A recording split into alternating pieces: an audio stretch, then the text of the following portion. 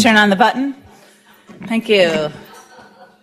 Okay, really excited to have Dr. David Brent here today with us. Very special opportunity to have him join us and talk to us about his research. David is has been a mentor of mine in recent years, and which has been a very lucky part of my career development. Dr. Brent is a child psychiatrist. He's the division head at the University of Pittsburgh and has been there for a number of years. Let's see, he went to college at Penn State University, medical school at Jefferson Medical College in Philadelphia, did residency at University of Colorado, and then I think since then has been at Pittsburgh for residency for child psychiatry and his faculty positions.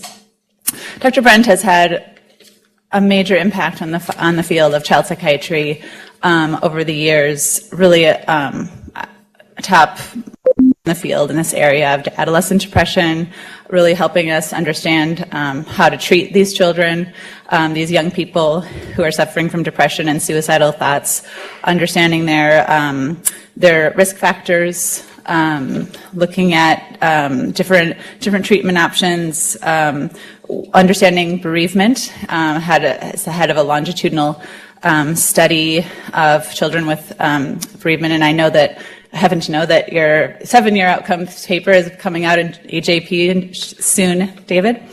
And he has been the recipient of numerous awards, including, I won't list them all, but he has been a member of the Institute of Medicine of the National Academies for a number of years, since 2006.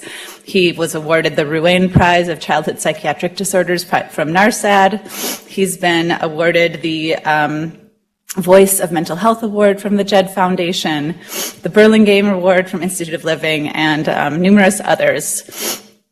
So once again, I'm really excited to have him here to tell you about some very exciting research that he's been doing lately. He happened to share with me yesterday that he recently received 7 grants, most from the National Institute of Mental Health and other places. So he's very busy, very much the top of the field. Please join me in welcoming Dr. David Brent.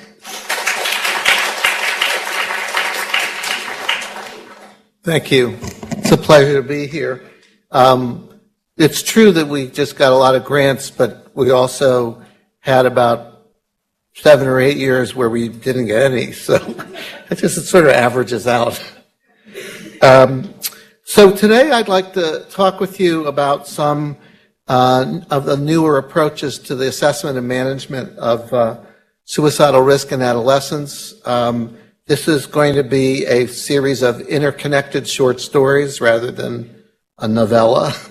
And it's not all my work, but I wanted just to raise people's awareness about some of the ferment in the field, because it's kind of discouraging that the suicide rate has been going up, and just wanted to provide some cause for hope. And so in terms of assessment, I wanted to talk a little bit about some of the work that's going on in screening in emergency departments, the use of the electronic health record, Matt Knox implicit association test, and some work that we've done with looking at fMRI signatures of suicidal thoughts, and then some approaches to treatment. I'm specifically going to talk about the first 2. One is a gaming intervention, and then an intervention that we developed for suicidal adolescents who are inpatients. So why screen in emergency departments? I initially asked that question. It didn't seem like that productive of a use of time, but turns out that it is a good idea. First of all, the people who show up in emergency departments don't show up at random, and they have many of the reasons that bring them to the ED also put them at increased risk for suicidal behavior. So people who come for somatic complaints, concussions, chronic medical illness, whether they've been assaulted, exposed to violence, alcohol and drug intoxication, or even using the ED as in lieu of primary care. All of those factors have been shown to elevate your suicide risk. Consequently, screening in the ED, you're going to be more likely to find people who are at increased risk for suicidal behavior. And in addition, we know that 1 in 10 people who kill themselves have visited an ED within 2 weeks, and that 1 in 5 visit an ED at least once a year. So the people you want to know about are there. And in terms of screening, up to half of individuals who screen positive for suicidal risk don't go to the ER saying that they have a psychiatric complaint. So again, screening can identify people who wouldn't be obvious to, a superficial inspection of people being at risk. And another reason why it's important to screen is that 50% of suicides in adolescents are first attempts. So you want to be able to identify people at risk before that happens, obviously. And a low proportion of people who kill themselves are in treatment at the time of their suicide. So for all those reasons, screening could shift the curve to attenuate risk for suicide. In addition, we're not doing that well now, so there is room for improvement. Jeff Bridge published a study a couple of years ago that showed that less than half of youthful attempters seen in the ED received a psychiatric diagnosis. And we know that if you make a suicide attempt, probably 80 to 90% of those individuals have a psychiatric diagnosis. That means the fact that they didn't receive one means that they didn't get a good assessment. And there are also very, very low rates of lethality counseling in people who make suicide attempts and come to the ED. So these are two very simple areas where there's, room for improvement. In addition, there's evidence that screening can be effective in finding cases. There are a number of studies now, small-scale studies in youth, but where a brief screen can identify people at risk. But there's also evidence that screening alone is inadequate without some intervention that's tied to it. Otherwise, you just identify people as having risk, but if you don't connect them to treatment, then identification alone really doesn't do much good. And I think this is best illustrated in an adult study called EdSafe, which was done in 8 emergency departments led by Ed Boudreau. This paper is by Van Miller, I think, but basically they did a brief screen and had a supplemental intervention that gave people ideas about resources they could go to and had a follow-up phone call to encourage them to go. And although it was a modest effect, they did that condition compared to screening alone resulted in a lower risk of suicide attempt. One of the problems is, at least in kids, the main instrument that's been used is something called the ASQ. It's 4 items. It has a pretty high sensitivity but low specificity, which really doesn't appeal to people who direct emergency rooms because you end up with a long queue of people who aren't necessarily at that high risk. So currently, we have a study called ED STARS that's in 13 pediatric emergency rooms across the country. There's a research network called PCARN that is pretty amazing. It's very bureaucratic to get into it, but if you get into it, they really manage things extremely competently. And I remember when we were developing the protocol, they have, project coordinators that are, part of this network. And the questions that they asked about the implementation of the protocol, I've never seen somebody drill down and identify every possible problem. They're very impressive. At any rate, so what we're working with Robert Gibbons, who's a statistician at the University of Chicago, to use something called an adaptive screen. One of the problems with most screening is that you ask the same questions to everyone. This is particularly a problem when you're screening for suicidal risk, where the issues are so multidimensional. You have a kid who's aggressive and substance abusing on one hand, and you have another kid that has anxiety and depression. So one brief questionnaire can't really get at all those domains. But using an adaptive screen, you start with a very large battery of questions, and then you can develop an algorithm which then, given whether you answer yes or no to a given question, you then get a different question than you would if you answered in a different way. And so with a relatively brief screen, you can cover more ground. And at least in our preliminary work, we have a better balance between sensitivity and specificity than what the previous screens have used. So we're now validating that, and hopefully this will be a tool that can be used clinically. So just to conclude about screening in EDs, screening in EDs is a good idea because a lot of kids go there. The people who go to EDs are at higher risk, and many of the kids who you identify aren't presenting with mental health complaints. So you're identifying new cases that wouldn't necessarily declare themselves. There's room for improvement, so if we can screen and do some kind of intervention, we can do better than what we're doing right now.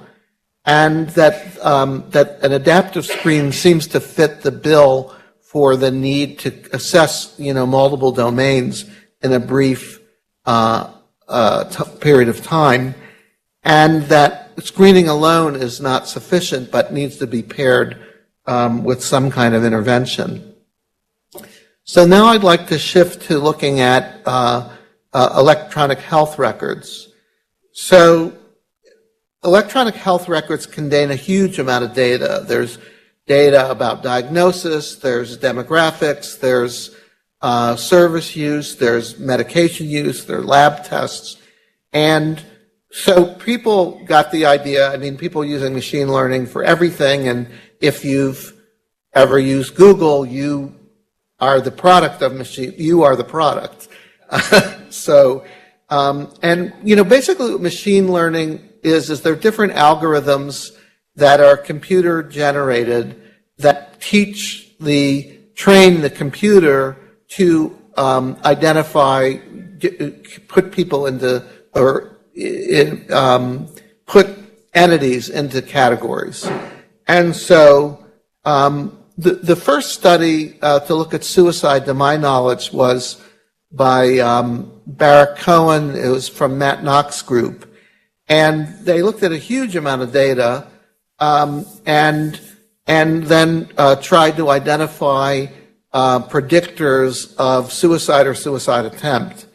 And I think the study was important as a proof of concept. The actual results were not that successful. What they were able to show is they were able to develop an algorithm that told you if somebody was going to attempt or commit suicide within 5 years, which to a clinician in an ED is useless. But it's a start. And the other thing that was interesting is that in addition to the usual suspects for suicide risk like mood disorder or psychosis or substance abuse, they also found that infection and trauma were risk factors for suicide. And there now have been a number of studies that have shown that if you're discharged from the hospital with an infection, you're at increased risk for suicide, whether that's an inflammatory process or exactly what the mechanism is, we don't really know. But so I think what this demonstrates is you can also identify things that you might not have been aware of are risk factors. Now, the limitations of machine learning are that it's very difficult. Right now, we don't know how to interrogate the machine about how they made the decision. So you end up with an algorithm that may be useful for classification, but it doesn't help you much with etiology. People are working on this. People smarter than me are working on this. But right now, it's a black box, so that it may be useful in classification, and that can be important, but, it's rare that you end up identifying a new etiologic entity like, was done in this case. Now, this study by Colin Walsh at Vanderbilt used a more advanced form of machine learning, which also means it's more opaque. They took a bunch of people with self-harm diagnosis of some sort and then reclassified them. So they actually reviewed thousands of records, which again is not practical. But they showed that about 2/3 of these were attempters and the other 1/3 were something else. So those are pretty rigorous controls.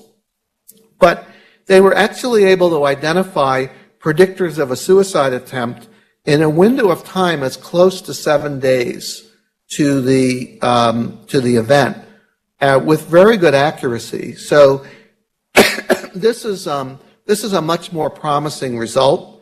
And it was interesting because they reported like 720 days, 360, and then down to 7, that the risk factors changed as you got closer to the time of the attempt. And so that the factors that were most implicated in the brief window were that people were on medication for sleep and that they were using substances. Those seem to be the strongest predictors of imminent risk in this particular study.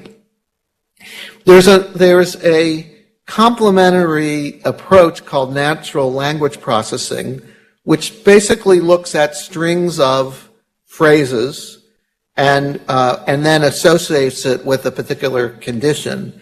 And natural language processing has been used in a couple of ways. One is that you can kind of quickly scour notes and identify suicidal ideation and behavior that may be documented in a note but doesn't show up in the diagnosis. And, that's a good alternative to reviewing thousands of charts. And it actually shows there's a pretty poor correlation between what's documented in notes and what are diagnoses, which isn't a shock, but it's sobering that, therefore it's probably a good idea to use this as a complement to using diagnostic information. And in addition, this has been used to identify indicators of risk, such as social support.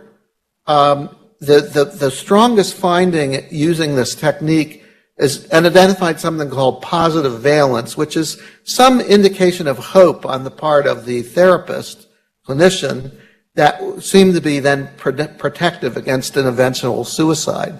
So the idea is this may be useful in maybe assessing quality or assessing some more subtle process that's going on, and also may augment, our accuracy in classification. So, in summary, this is a promising approach, but one of the limitations is that the more complex the method, the harder it is to understand what are the active ingredients. And there's inaccuracy with regard to diagnosis, but it's possible that a combination of machine learning and natural language processing can both improve the accuracy and can identify kind of complementary risk factors. And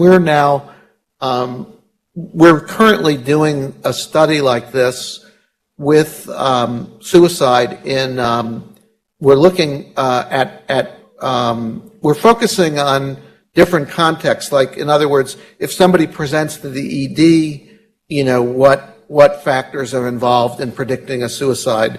What about, when they see their internist? And we probably should have results in about 6 months, but each domain, whether it's laboratory tests or the medications that they're on, all of these things seem to contribute to risk. And we now are going to be starting a study in our psychiatric emergency room. So our ED sees all the psychiatric emergencies in Western PA. They all get sent there. And it's good in a way, but it's also bad in a way because there's a really long waiting period, which means it's good for researchers because they don't have anything to do anyway while they're waiting. So we're going to be testing some of these adaptive screens, looking at people that are already kind of at the extreme end of risk because they're there. And we're also going to be testing some of these machine learning approaches to see whether or not we can identify the people who are at highest risk for a suicide attempt. Now, one of the big problems in assessing suicidal risk is that there are a lot of disincentives for people to be truthful to you, with you. And so people have talked about trying to come up ways that may bypass self-report. And why would people not be forthcoming? I mean, one is they may not want to be hospitalized. There's the stigma of just admitting you have psychological problems. And some people, as part of their plan to kill themselves, don't want people to know and interfere with it.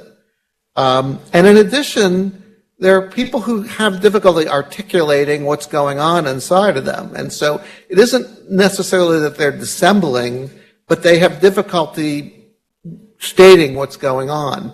But so for all these reasons, people have been concerned that there may be some other way to get information about people that then can be used to formulate suicidal risk. And I would say that the most widely tested method now is something called the implicit association test that Matt Nock adapted.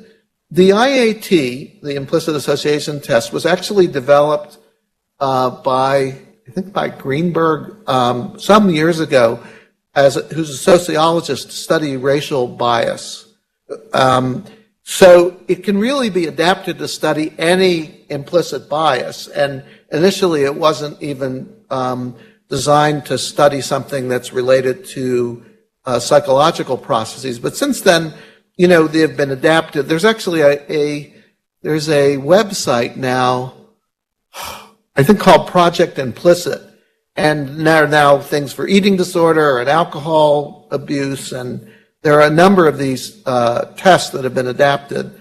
But Matt came up with the idea of using it to identify people's propensity to suicidal behavior and self-injury. And so you either present an image or a word, and you have to respond either like me or not like me, to push one of two buttons. And it's the response time that then determines people's propensity to this particular condition, with the idea that people who are more suicide prone will be faster to push like me than not like me. And an adaptation of this is also to then present life, either words or images that are more life-affirming, and then also you can compare people's response time to that versus to suicide. And both of these differences have been used to calculate.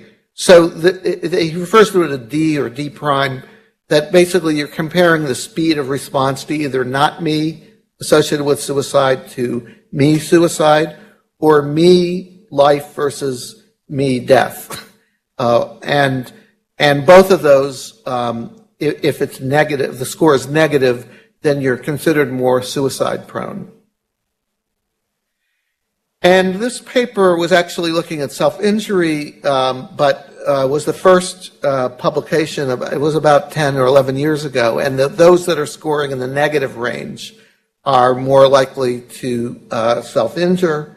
And now there have been a bunch of studies, and there's a more recent one by Glenn in 2017 that show not only that it discriminates among people who are suicidal or not, but it predicts suicidal ideation or attempt. And the paper in 2017 is nice because they showed that there is specificity, meaning that people who are self-injurers are more likely to hit positive on the probes related to self-injury. People who are attempters are more, that the probes related to suicide are more specific to them. Obviously, a lot of people have both, but so, this is so I think this is a promising approach. And I will just say that these are adjusted odds ratios, meaning they control for other clinical predictors. So it's adding something above and beyond the other things that we're looking at. Now, I talked to Matt about this, Matt Knock, and said, well, what would you do if somebody screens positive, but they say they're not suicidal? He said, I'm not sure yet because we haven't really dealt with that clinically.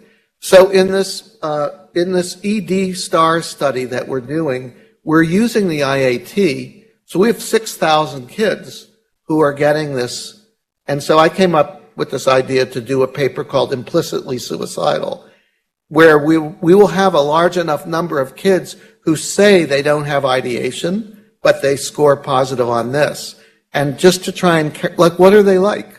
What are they different than people who score positive and are positive, or the reverse, they say they're suicidal and they don't score on this.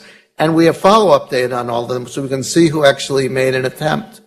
So maybe we'll shed a little bit of light on this, and see about those kind of conditions. And then if somebody would score positive on this, but deny suicidality, what would you do about that?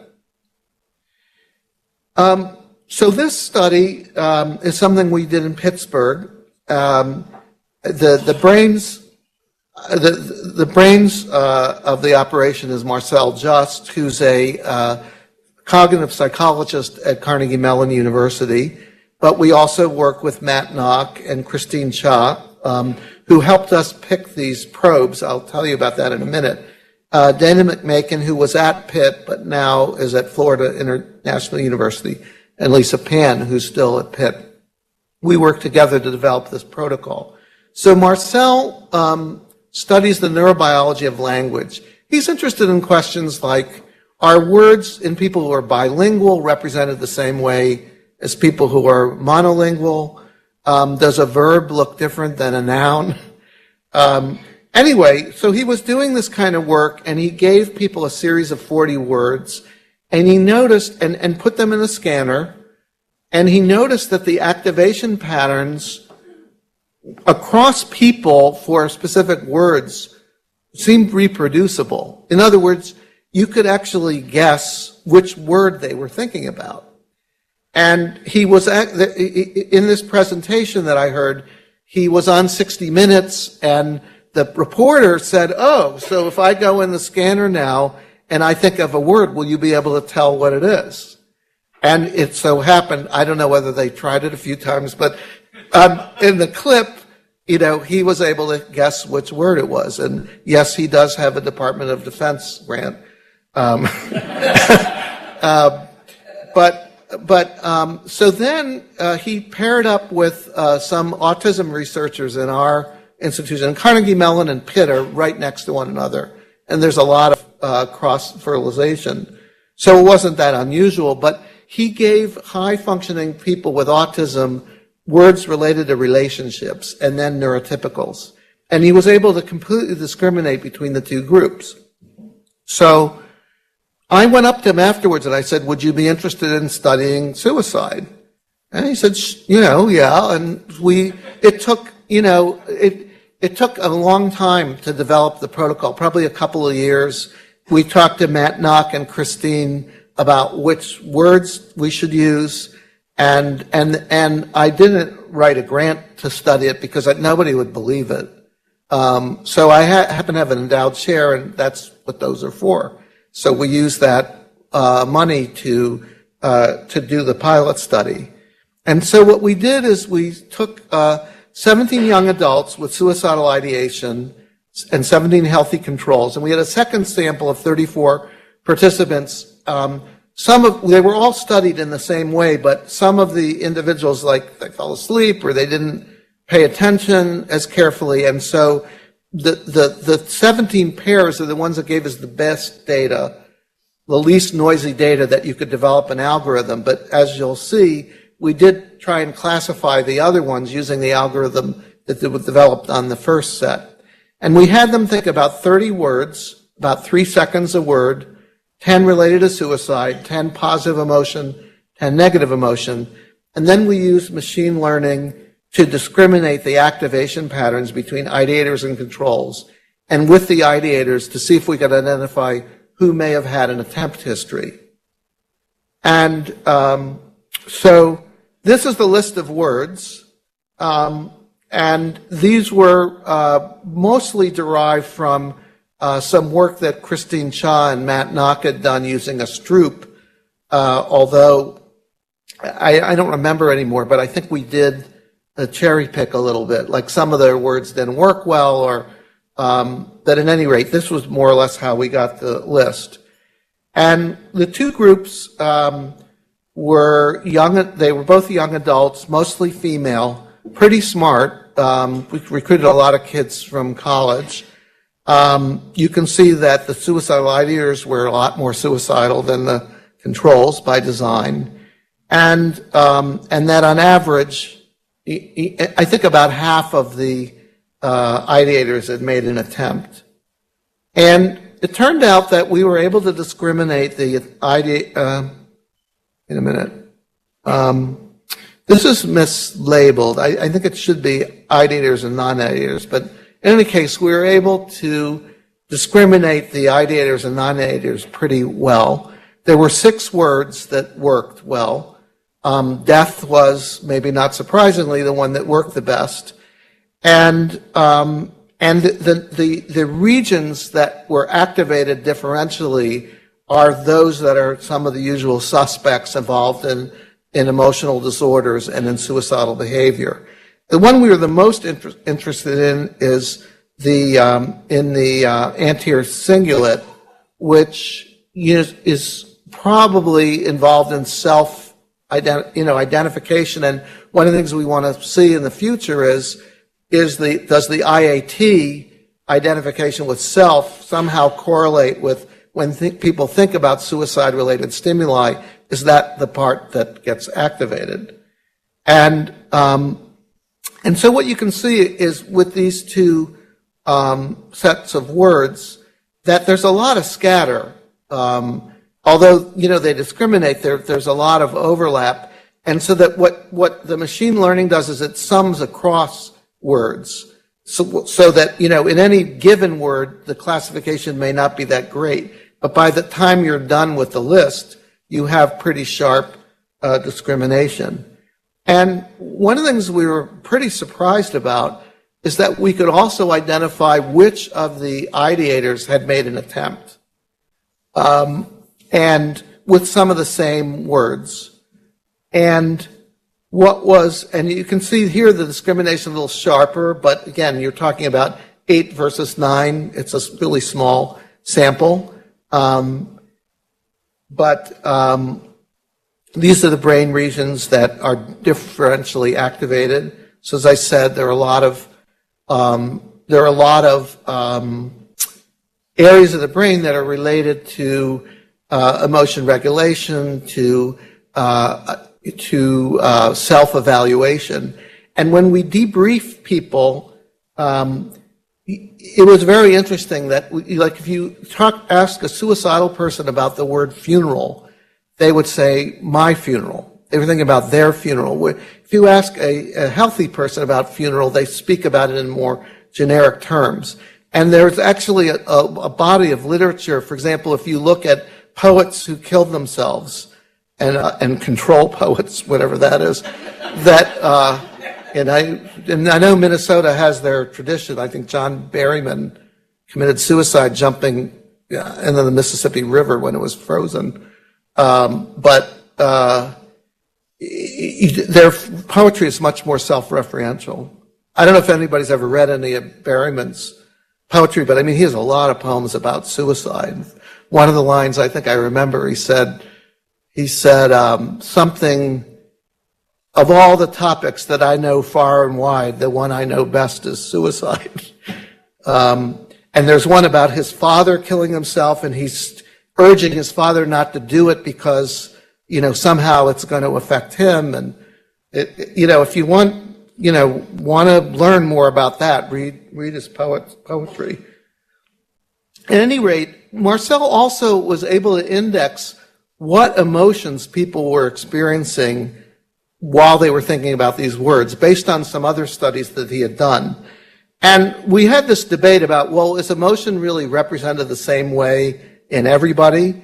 And he said, well, we can, when we have a bigger sample, we can figure that out, but for the time being, yes.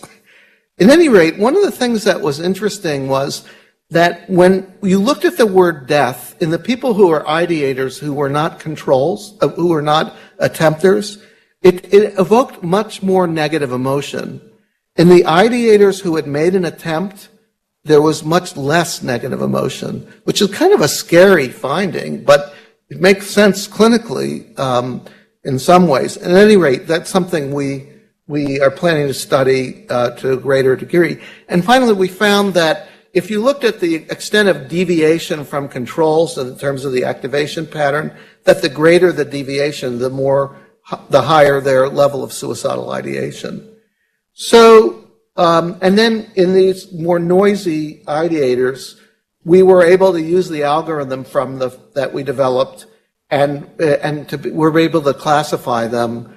Although in terms of attempters, it wasn't quite as accurate, but so it seems to indicate that there's some promise here, and but there are a lot of limitations. It's a small sample, high IQ. Like many other things, it's dependent on their attention and cooperation, and it's cross-sectional. So we actually did follow up some of the people to see whether or not there was a kind of a stable signature. And one thing I remember is there was, according to the classification algorithm, there was one control that was misclassified as an attempter, and when we followed that person up, they told us that they had made an attempt. So one case, but it made us convinced that we ought to try and do a prospective study. So we're going to be starting something called the PRISM study, which is acronym for Predictive Research Imaging Suicidal Minds.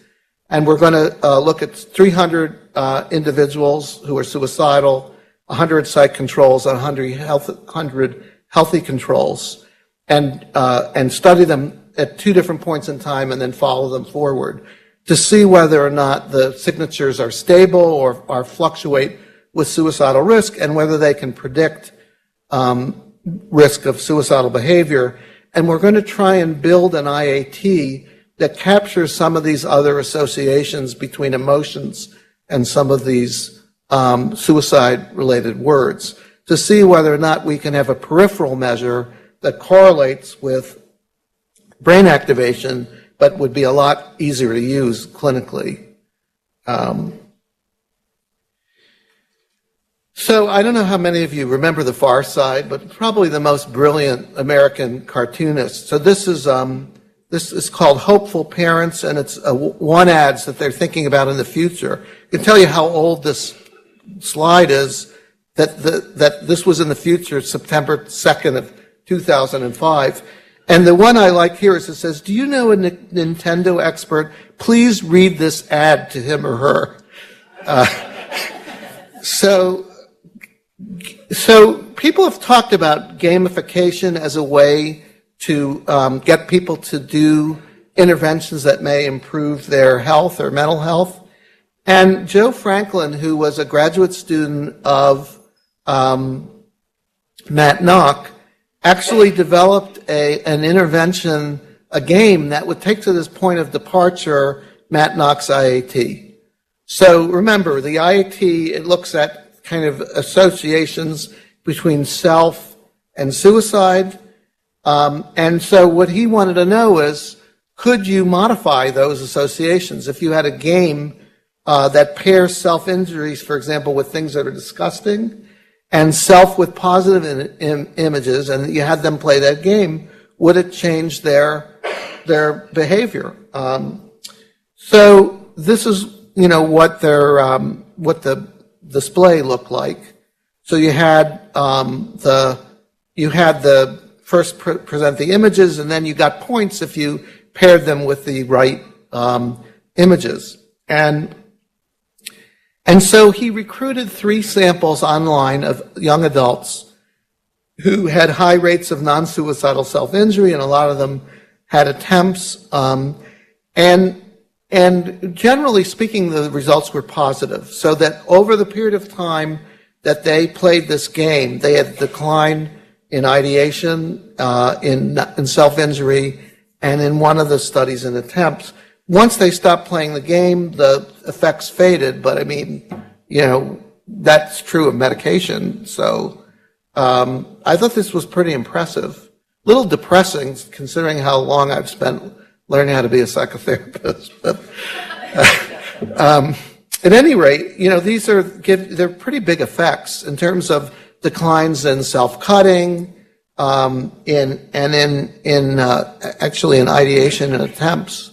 So I think this is an interesting proof of concept, and it might be something that we might use in combination with other treatments. But again, it indicates that there are other ways to go about dealing with this problem than the ways that we usually have approached diminishing suicidal risk. And finally, I'd like to talk about a study that we've been involved in, which is trying to do something for suicidal adolescent inpatients who are in the hospital for a very short period of time. And really across the age span, there's a very high increased risk for recurrent attempts once they're discharged. And we were involved in, so the intervention is called ASAP, or As Safe as Possible. And this is our team. Betsy Kennard is at UT Southwestern. This was a 2-site study, and the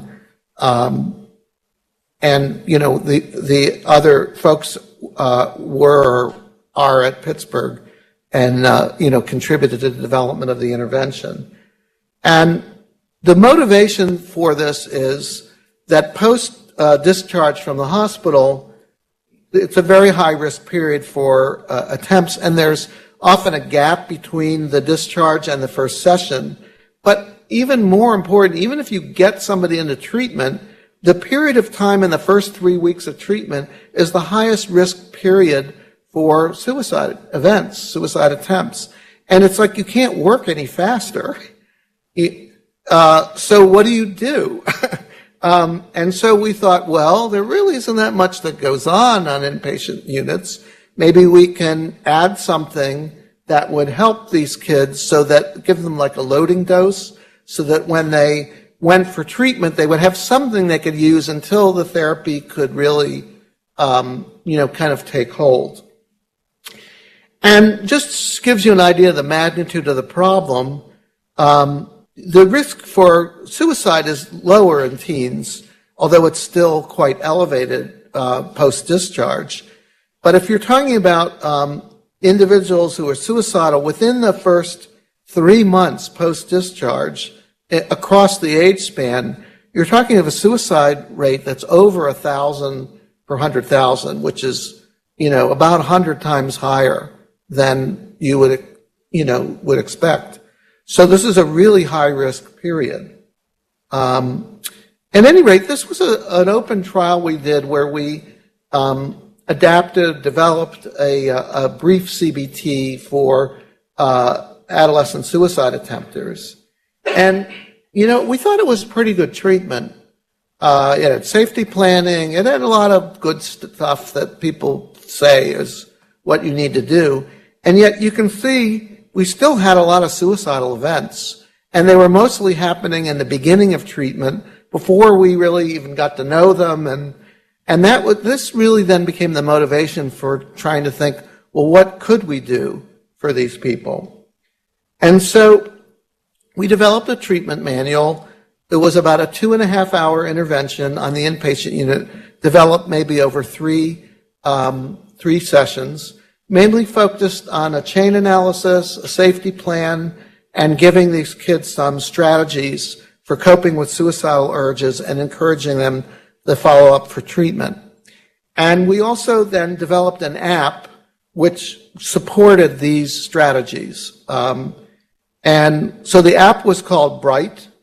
That was the name that a focus group of teenagers gave it. I don't particularly like the name, but it doesn't matter whether I like it. I'm not going to use it. So, and we went through several iterations of this app. And the first open trial we did with it, the kids said to us, we like the app, we like to use it, but when we're suicidal, we're too distressed to use it, which is when we wanted them to use it. So we came up with this idea, what if we gave them something we called a daily dose?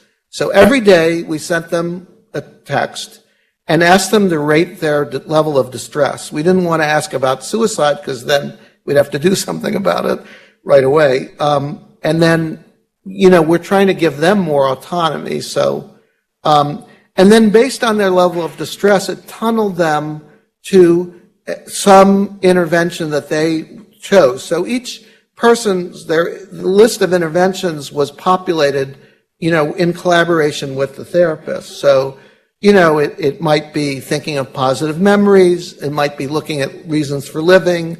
They could have a picture that they could look at. They could be videos, music. And then, the crisis plan. If they're really suicidal, then it had, key phone numbers for them. So it had the general framework for everybody, but it was customized for each kid. And so we then did a small RCT of about 65 kids across 2 sites. And, most of them had made a previous attempt. A lot of them had non-suicidal self-injury. They were pretty depressed, pretty anxious. A lot of them had a history of trauma.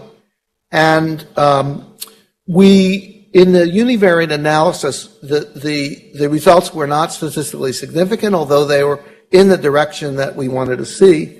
The red line is the ASAP intervention.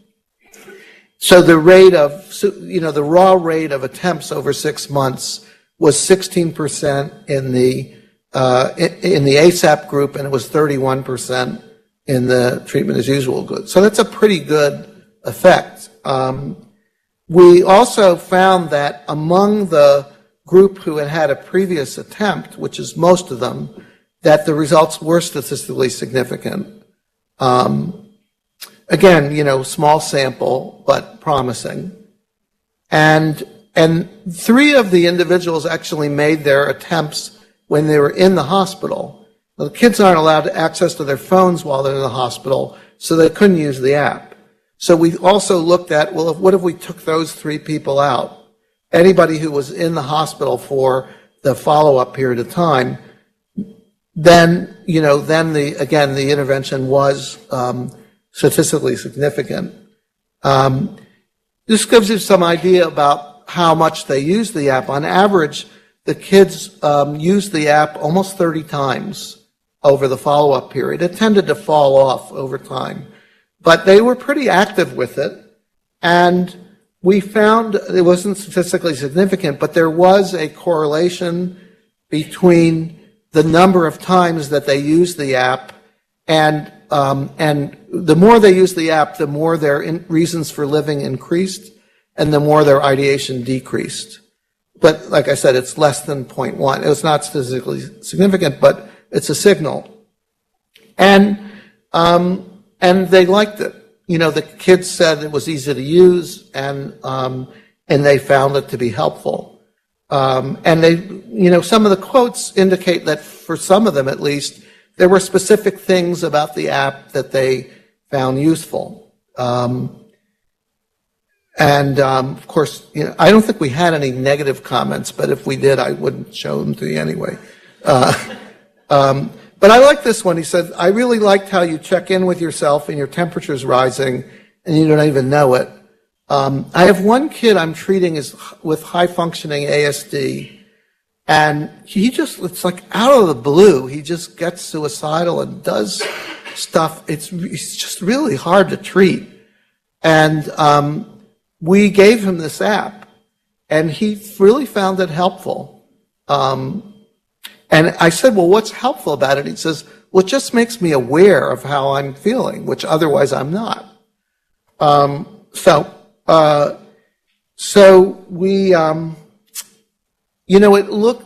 this intervention looks feasible. It looks promising, but we have a lot more work to do. There are a few other things we're going to do with the app. One of the limitations is the app was populated by people who are PhD psychologists. They were really good therapists. They aren't the typical therapists that you're going to find in the community. And so we want to develop something called Guide to Bright, where we lead a clinician step by step through of populating the app, so that we don't leave it up to them to do it, but we guide them through it. And we're going to try and test that in primary care. In addition, now we talked to NIMH about this. They were very excited about the results, but they said, well, you should do a dissemination study.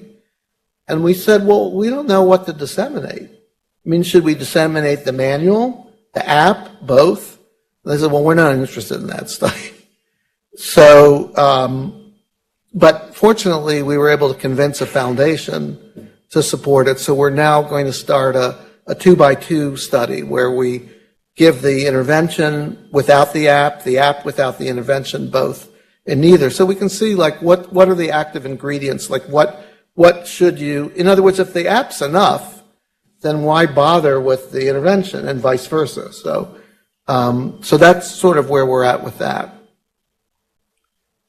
So I want to leave you with one thought, which is that one definition of fanaticism is the belief that continuing to do the same thing will result in a different outcome, which is what we've been doing in suicide prevention for a long time. And, the rate's going up, so we have to do something different. Of course, this afternoon I'm going to talk about how if we would only do the things that we know would work well, we could also reduce the suicide rate. But we clearly have to do some different things than what we're doing. And so some of the promising approaches that at least we and others have been thinking about is some kind of adaptive screen in people that are at high risk, like who come to an ED. Some application of machine learning of electronic medical records. Most people say electronic health records, but at least my version of Word, every time I write that, it changes it to HER. And I just get tired of it, so I use that.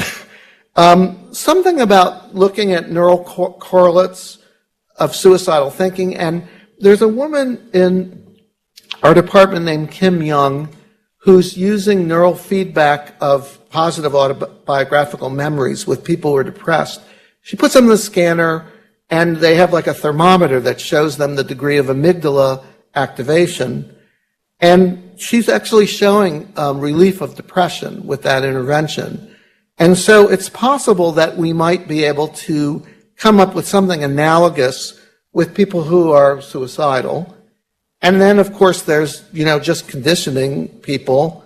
And finally, something where you support your intervention with some kind of app that kids can use and resort to that is kind of like an emotional prosthesis that will allow them to access skills of emotion regulation before, it eventuates in suicide. Anyway, that concludes my remarks, and if there's time, I'd like to take questions. Thank you again for your attention.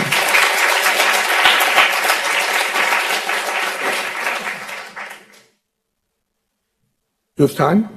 Yeah? Okay. I'm going to be the person who runs around with my microphone. Okay. So thank you so much, Dr. Brent, for that great overview and sharing these exciting new findings. It's really inspiring to hear the new directions. So any questions from the audience? Dr. Klein. A comment and then a question. A colleague of ours here in the Twin Cities has used adolescents who come into some kind of treatment experience to write a narrative about their life, an open narrative. And then he has, with others, developed a schema of analyzing the narrative to find out and predict suicidality. Do you have comments about this work, and what are your thoughts about it? Because it's the kid sort of saying what's on his mind versus the specific points that words bring on. The second point is, would you say something about the role of substance use disorder that may be iatrogenic or maybe causative in the formulating of the suicidal complex? Okay. So the first question is about journaling and writing a narrative, and then kind of the therapeutic import of that. So this has been, a well-validated approach for people who are traumatized. And Judy Cohen, who's in Pittsburgh and has developed trauma-based CBT for people who are bereaved, has helped the kid develop a narrative of their experience. And I think the active ingredient is that you're not the victim. You're by writing your story, you become the person who's determining your plot. So it makes sense to me, because I think people who are suicidal, particularly adolescents, often feel out of control, unable to influence their environment. And the process of writing something may be helpful in terms of having them develop agency. In addition, there's this idea of your external and internal persona. So there was a really cool study that looked at people's. They had them fill out some kind of personality questionnaire that I never heard of, but anyway, it's a questionnaire. And then they had research associates rate the person's personality on the basis of their Facebook posting. And then they had people rate the degree of depression and anxiety. And basically, the greater the gap between their reported personality and what it was they were trying to project, the more distress they were in. And so I would say that it may be a way for people to achieve a certain authenticity. Like, this is who I am. And in writing it and coming to terms with it, it also might lead somebody to be that's the person you will project, rather than something that you think somebody else wants. So I think there are a lot of aspects of that could be therapeutic. And I think it's an element of good psychotherapy, no matter what the school, whether it's psychodynamic, cognitive therapy, interpersonal therapy. They all have as one of the active ingredients that the person is less reactive to whether it's their past or other people in their environment or their cognitions, and they are the ones that determine what they think, what they feel, and how they're going to respond. So it makes sense to me, and it may be helpful, particularly for people who have trouble articulating what they're thinking and feeling, and for conventional therapy may not be as useful. As far as substance abuse goes, did you want to ask a question about the question?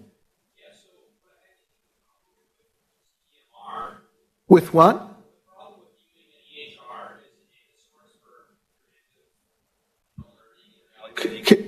Yeah.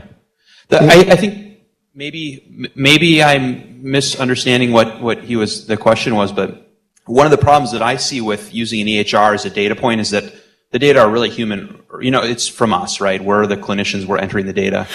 Can I just stop you? I think this is a different topic. Well, can you use the narrative information as a data point? Or maybe that wasn't your question, but... It might be, but I'm not going to answer that one because I'm not sure. But I think we're talking about using the patient's own narrative that they construct in the context of therapy as a therapeutic agent, not something that may or may not show up on the EHR. I think you're raising a couple of interesting points, but I just want to finish answering this question, and then we can get to your question if you like. So then the second point about substance abuse, the easy answer is it's one of the most important risk factors. If you look at, there's something called a case crossover design that looks at sort of the 24 hours before a suicide attempt, and then you compare to some other 24-hour period. One of the only things that differentiates them is substance use. And the first real research study I did, we published in 1987. We were trying to figure out whether the suicide rate was really going up or people were just more accurate about classifying it. And we looked at trends and methods, but one of the things we found is that over time, the proportion of kids who were intoxicated at the time of the suicide had increased dramatically. And if you were intoxicated at the time of the suicide, you were much more likely to use a gun. And that's been shown in now a number of other studies. So I think that it tends to lower your inhibition, and judgment, and it may make you more prone to use a more lethal weapon, a choice of a suicide method. And in fact, there was one study of a coroner from Australia that looked at blood alcohol and urine alcohol, post-mortem, to try and figure out, did people kill themselves, when they were coming down or when they were going up in terms of alcohol. And I think what he concluded is that they did not tend to kill themselves at the point when they were most acutely intoxicated, but more when the effects of alcohol were beginning to wear off, the euphoria was gone, but they were still, disinhibited enough that because they could tell they had positive urine alcohol, so it means they were clearing it. So, this just scratches the surface. It's a huge topic. It's not an area that I'm an expert in, but I would definitely respect it. Yeah. David, thank you. Just to get back to Ben's question, and just so machine learning approaches to look at the EMR data to identify risk, and I think Tom Insel and others have been interested in looking at other data. Dr. Klein brought up narratives, but cell phone and just social media information, and using machine learning techniques to query that somehow. One I thought I had when you were talking about the poet was he could be he could be, that data could be used to train a machine to this is what it looks like. this is the pattern we're looking for in a suicidal risk person.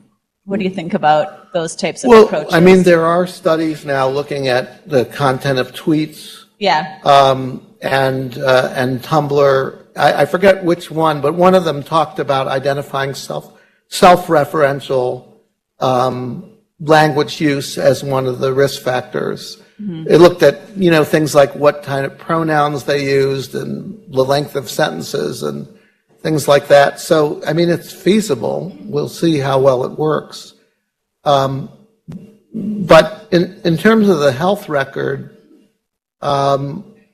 it is true that it's a subjective construction of what happened with the patient, but what isn't? Mm-hmm. Even a structured psychiatric interview is only, moderately reliable between two interviewers.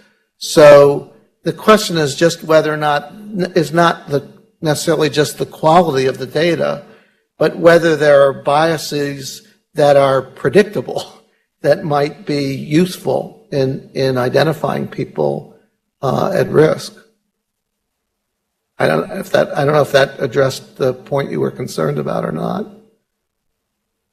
Other questions? Dr. Zylowska. I definitely know your voice isn't loud enough to. Thank you. Thank you for your presentation. And you talked about self-referential thinking as a risk for suicide. And I wonder if you're aware of people using mindfulness training to help with that. Because I know that's something that has been studied in adults, that mindfulness training can affect the brain networks related to self-referential thinking. Yes. So just curious about what you're seeing in the field. So, mindfulness-based cognitive behavioral therapy is a good intervention for the prevention of recurrence of depression. To my knowledge, it's not that useful when people are acutely depressed. It's interesting that in Mark Williams' work, what he found is that it's most effective in people who've experienced trauma. So that if you look at his large study that I think he did with Siegel, they found, an overall effect in terms of prevention of recurrence, and I think also suicidality, but that the effect was strongest in people who had been previously had some kind of history of abuse, which we know, affects your self-concept, and I don't know whether it leads to more self-referential thinking or not, but so I think it's, at least as I understand it, I think it's useful in terms of prevention. I don't know how useful it is as an acute intervention, although, Marcia Linehan uses it as part of a whole, panoply of interventions. My understanding is that probably the most active ingredient in DPT is skills training. So I think it's important. I'm not sure that it's something that we can use for people who are acutely suicidal, but I think it's something that once you get somebody over the suicidal crisis, they can use as a way to prevent something like that from happening again.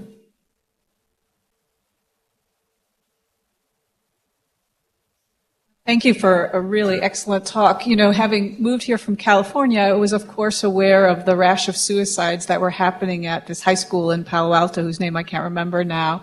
And my daughter had gone to a high school, sort of fairly high-pressure academic high school in San Francisco, where over the course of her 4 years there, I believe there had been perhaps 3 or 4 suicides. And so I wonder if you could comment on this phenomenon which we seem to see flare up periodically, particularly among adolescents, which is the contagious effect, the contagion effect.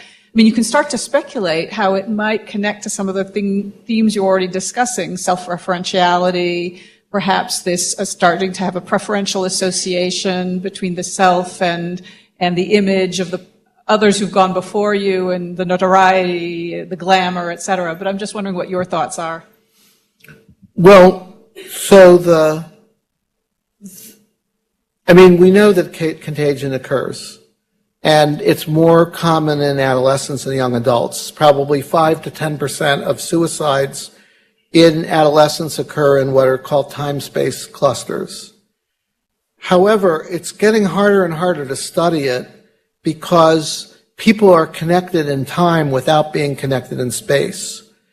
So, for example, I think in a paper that looked at Twitter, they showed that the interconnections among users of Twitter of people who are suicidal with other suicidal people is much greater than it is with the average Twitter user. So we don't know necessarily what they were tweeting about, but you can guess, and we know about co-rumination as a factor in mood disorder, that people may reinforce, their negative thinking. So I do think that, I think contagion definitely is an issue, although it isn't necessarily just coming from the exposure in your student body. Now, Maddie Gould has studied this, and she actually had a study where she looked at singleton suicides, meaning where there's one suicide that occurred without a cluster, and then looked at the characteristics of suicides that occurred as part of a cluster. And she said that first of all, that people were not the close friends with the victim as a rule. And the second thing is she showed that the newspaper publicity, which, the study was done a long time ago, again, where you would measure publicity now is probably different, but that there were more headlines, more descriptions of the method, so that there was evidence of more publicity that seemed to be associated with those suicides. There also have been studies looking at people watching movies about suicide and then looking at their reaction. And that that the more that an individual identifies with the suicidal protagonist, the greater their suicidal ideation subsequent to it. So I think what we can say is that people that are vulnerable are more prone to this negative effect, that it isn't necessarily related to a close friendship, and that it's related in some ways to the amount of publicity. In addition, we did a study of, this was, I think, my first R01, which I think was in 1988, because I remember I submitted the grant the same day that my third kid was born. And in that study, we looked at the friends and friends of friends of suicide, kids who died by suicide, and then we had a matched control group that were unexposed. And we thought we were studying contagion, that these are the kids who had the most exposure, they would be the most likely to imitate. Well, it turned out they were very vulnerable. Kids who are friends of suicide victims have more psychiatric disorder, particularly more substance abuse, than average kids. And they had, pretty severe reactions subsequent to the death of their friend, but they did not have more suicidal behavior. And in fact, if you adjusted for the fact that they were at higher risk, they actually had a lower risk. And when we talked to them about this, they said, well, having seen what this did to me and to this kid's family, I now would never do this. And so that was probably the most important result of that study, even though we didn't publish it because we didn't really measure it.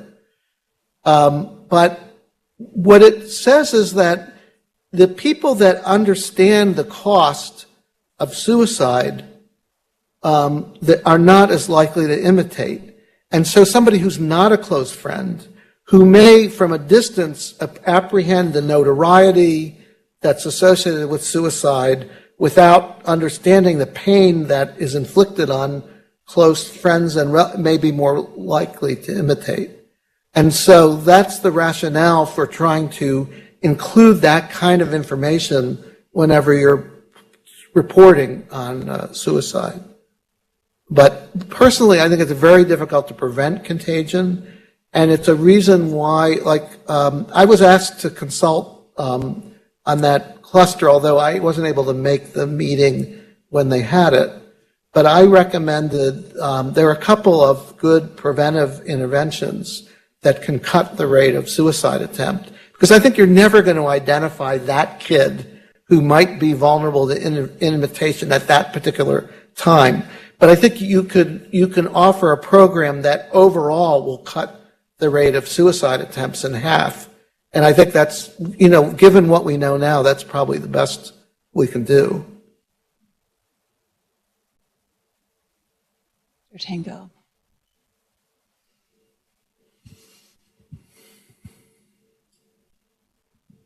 Hi, Dr. Brent. I had opened my email yesterday, and ACAP sends a daily set of articles from various places, and they actually sent an article about this 16-year-old girl out of California who had developed an app around suicide.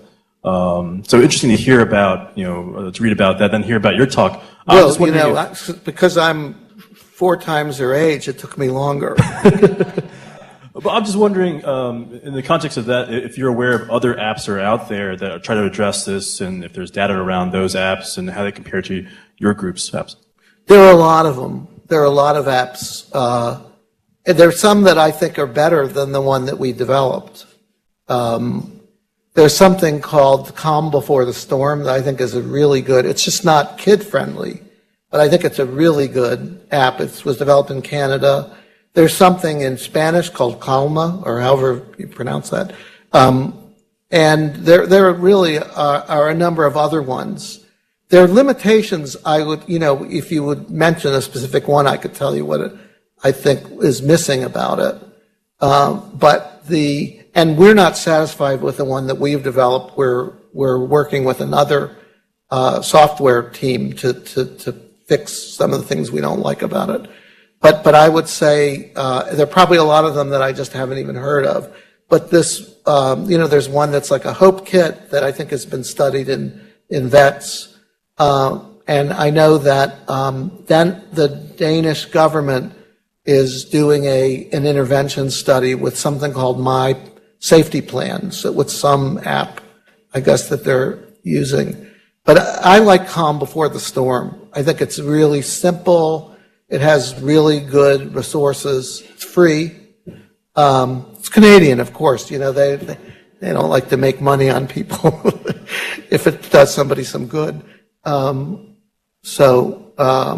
they're probably, you just have to look. I think the other thing is that there are very few apps that are directed to clinicians. So I think the Guide to Bright that we're working on will be more unique.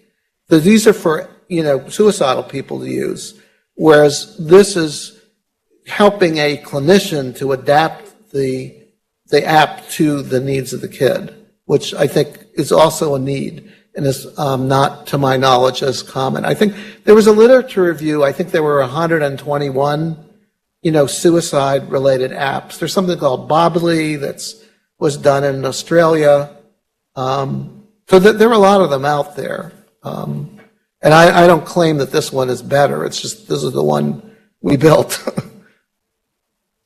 Hi, I'm Candy. I work on child adolescent psychiatry on 7A here, and I thank you for your presentation. I got to listen to 5 minutes of it. Oh. My fault. I'm really upset and Well, sad. maybe it could have been the best 5 minutes. I think it was probably a good 5 minutes. I'm always late to the party when it comes to technology, so I'm excited about the apps, particularly for our ASD, high-functioning ASD kids, where it's like it's out of the blue.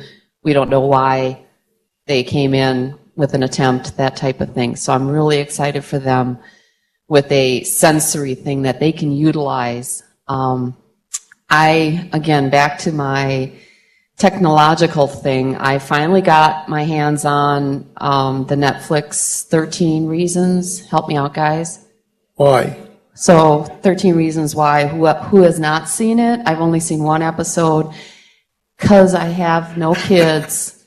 Yeah. Okay, there we go. I don't want to watch it, but I have no kids. I haven't been in the high school scene for quite a while, and I at least saw the drama and the reaction and just it's a young girl who suicides, and then it goes retro and backs up, and this is quite an interesting thing. But if you can watch 13 Reasons Why, just one episode, it helps understand what they're dealing with in the school. Even though I hear about it day in and day out, what the kids are dealing with in school, I have no clue, and I work with them every day. So there you have it, and I can't wait to watch you on video so I can hear the rest. Thank you, sir. Sure.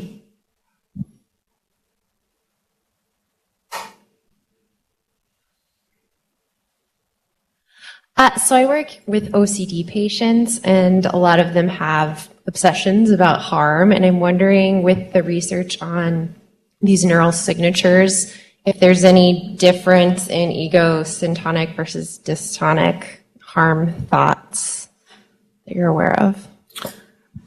It's a really good question. I don't know the answer. I would say that in kids, young adolescents, I think they have trouble. I think it's very difficult to tell whether they're ego dystonic or not. And I'm not sure actually how useful that distinction is, because to me it's more about I don't do a lot of work with OCD, so maybe I'm, saying something terrible, but at least in the kids that I see, it's more about how compelling it is, and how much distress it causes. And the fact that they see it as like strange or not strange. In other words, if they feel it's strange and they're still compelled, what's the difference?